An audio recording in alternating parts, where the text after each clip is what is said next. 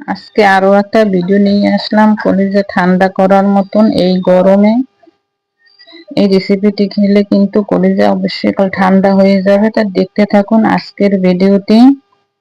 এখন কিন্তু বাজারে প্রচুর পাকা আম পাওয়া যায়। তো সবাইকে আসসালামু আলাইকুম, আশা করি সবাই ভালো আছেন। আলহামদুলিল্লাহ আমিও ভালো আছি। এখানে আমি কিছুটা আম গ্রেট করে নিয়েছি, কিছুটা কুচি কুচি করে নিয়েছি, দেখতেই পাচ্ছেন। আর কয়েকটা কলা কেটে নিয়েছি।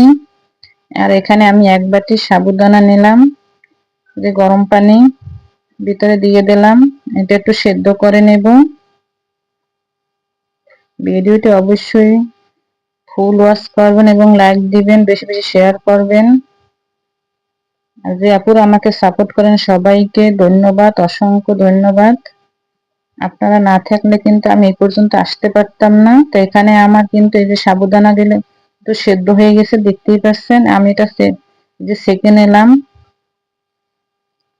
আমি যে সেকে নিয়েছি পানিটা। এখন আমি এখানে দুধ দিয়ে দিলাম। দুধটা আমি একটু ফুটিয়ে নেব।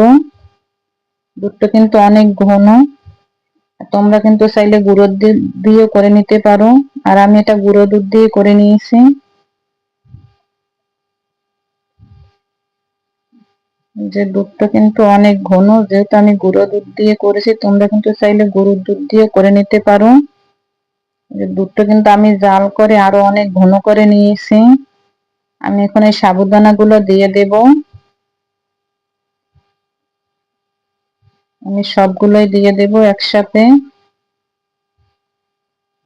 মিক্স করে নেব। আর এই দুধটা কিন্তু এখন ঠান্ডা অবস্থায় আছে, এটা কিন্তু আমি একেবারে ঠান্ডা করেছি, তারপর দিয়ে দিলাম। শুধু সব মিক্স করে দেব। এই যে কলা, তারপরে কলা কুচি, আম কুচি একটু ভালোভাবে মিক্স করে দেব। আমি এখানে কিন্তু বাড়তি চিনি ইউজ করি নাই, তোমরা চাইলে কিন্তু চিনি ইউজ করতে পারো। আর এখানে আমি গ্রেট করা এই যে লিকুইডটা দিয়ে দিলাম আম, কারণ কলা মিষ্টি তারপরে আম মিষ্টি, এই জন্য আমি আর চিনি ইউজ করি না। তোমরা কিন্তু চাইলে যেটুকু মিষ্টি খাও চিনি দিতে পারো, আমি দেই নাই।